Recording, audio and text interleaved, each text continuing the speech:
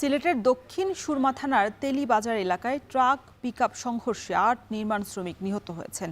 এ নিয়ে আরো বিস্তারিত জানাতে ঘটনাস্থল থেকে যুক্ত হয়েছেন গোলজার আহমেদ।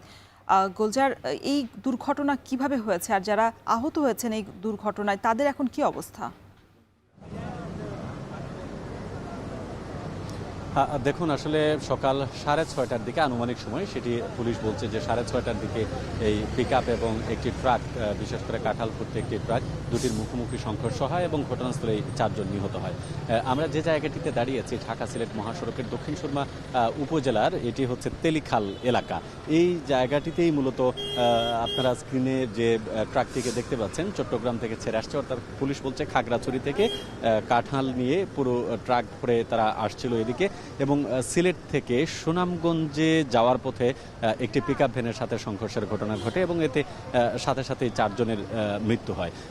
এই ঘটনা ঘটার পর মূলত পুলিশ এবং স্থানীয় জনসাধারণ যারা আছেন তাদেরকে নিয়ে উদ্ধার তৎপরতা চালায় এবং উদ্ধার করে 4 জনকে নিহত অবস্থায় উদ্ধার করে, আর বাকিদেরকে আহত অবস্থায় তারা হাসপাতালে। পুলিশ বলছে যে 12 থেকে 15 জনের মতো ছিল মোট শ্রমিক, এবং এদেরকে যখন এখানে তোলা হয় তখন তারা অনেকটা মুমূর্ষ অবস্থায় ছিল এবং সাথে সাথে তাদেরকে হাসপাতালে পাঠানো হয়।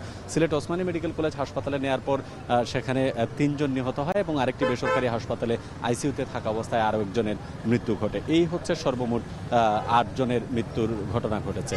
পুলিশ আমাদেরকে যেটি বলছে যে দক্ষিণ সুরমা থানার যিনি ভারপ্রাপ্ত কর্মকর্তা আছেন আশরাফ, তিনি আমাদেরকে জানিয়েছেন যে এই ট্রাকটি অর্থাৎ খাগড়াছড়ি থেকে আসছে, এই ট্রাকটি ঘুমের ঘুরে হয়তো বা ড্রাইভার চালাচ্ছিল। প্রাথমিকভাবে তারা ধারণা করছে যে এই কারণেই মূলত দুর্ঘটনাটি ঘটতে পারে, এবং শ্রমিক যে পিকআপটিতে ছিলেন সেই শ্রমিকরা উল্টে পড়ে গিয়েছিলেন, যার কারণে নিহতের সংখ্যাটা তুলনামূলকভাবে বেশি হয়েছে।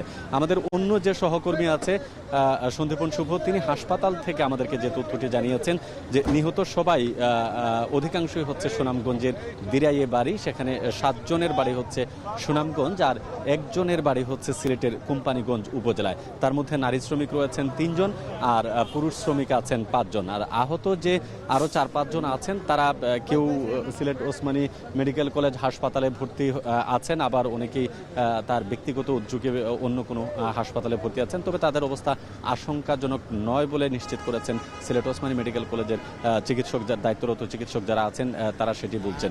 এই মুহূর্তে ফায়ার সার্ভিস আসার পর ফায়ার সার্ভিসের পক্ষ থেকে বলা হয়েছে যে এটি মূলত প্রায়ই ঢাকা সিলেট মহাসড়কের এই জায়গাটিতে, বিশেষ করে লালাবাজার থেকে হুমায়ুন রশিদ চত্বর পর্যন্ত যে জায়গাটুকু আছে, কিছুদিন পরপরই আসলে দুর্ঘটনা ঘটে। তার মধ্যে সবচেয়ে বড় দুর্ঘটনা এই বছরের এই আজকের এই দুর্ঘটনাটি, যেখানে প্রায় 8 শ্রমিকের মৃত্যু নিশ্চিত হয়। এবং আমরা যেটা দেখেছি যে এই মুহূর্তে আসলে পুলিশ, ফায়ার সার্ভিস এবং স্থানীয় জনসাধারণ যারা আছেন তারা কিন্তু যাতে গাড়িতে জনসাধারণের যাতে ভোগান্তিটা কমে সেই জন্য যান চলাচল স্বাভাবিক রাখার চেষ্টা করছেন। তো এই মুহূর্তের পরিস্থিতি হচ্ছে, এখন যা বললাম আপনাদেরকে সেই তথ্যটুকু। আমরা একটু চলে যেতে চাই আমাদের আরেক সহকর্মী সন্দীপন শুভ, তিনি আছেন সিলেট ওসমানী মেডিকেল কলেজ হাসপাতালে।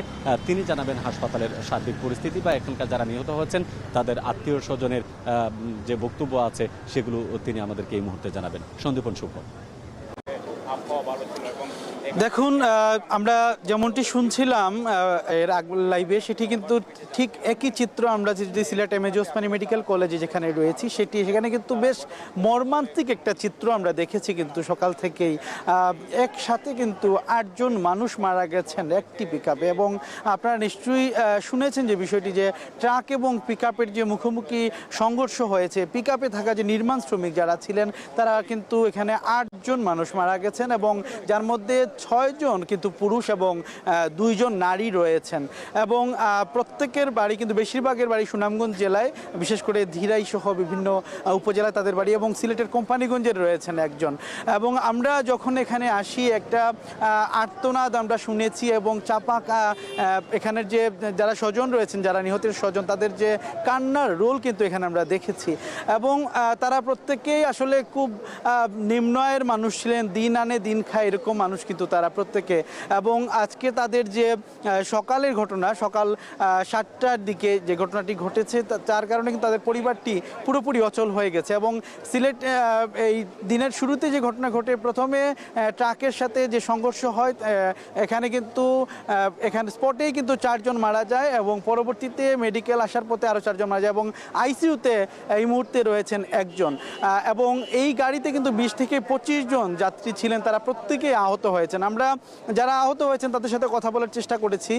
তারা আসলে বলছেন যে একটা ভয়াবহ সংঘর্ষ তারা দেখেছেন এবং তাদের অভিযোগ যে ট্রাকের যিনি চালক ছিলেন তিনি হয়তোবা ঘুমন্ত অবস্থায় ছিলেন বা তার হয়তোবা তিনি আসলে ঠিকভাবে গাড়ি পরিচালনা করতে পারেননি, যার কারণে এই ঘটনাটি ঘটেছে।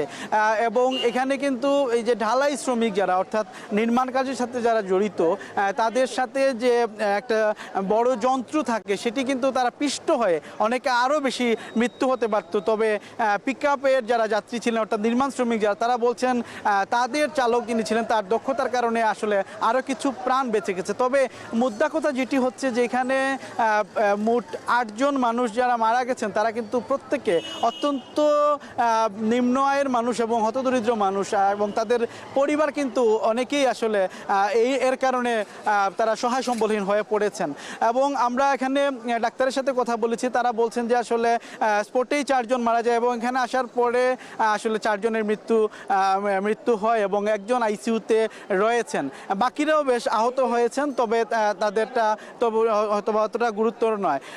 তবে সব কিছু মিলিয়ে যেটি বলা যায়, ঢাকা সিলেট মহাসড়ক যেখানে ঘটনা ঘটেছে তেলিবাজার এলাকা, এটি আসলে দিন দিন এইরকমই কিন্তু দুর্ঘটনার হটস্পট হয়ে উঠেছে এবং এই বিষয়ে দীর্ঘদিন ধরে এই সড়ক দুর্ঘটনাগুলো ঘটছে।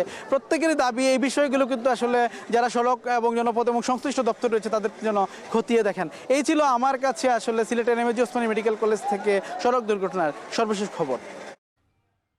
সিলেট মহাসড়কের তেলিবাজারে ট্রাক পিকআপ সংঘর্ষে 8 নির্মাণ শ্রমিকের মৃত্যু হয়েছে। এই বিষয়ে বিস্তারিত জানাতে আমাদের সাথে যুক্ত ছিলেন সন্দীপন শুভ এবং গোলজার আহমেদ।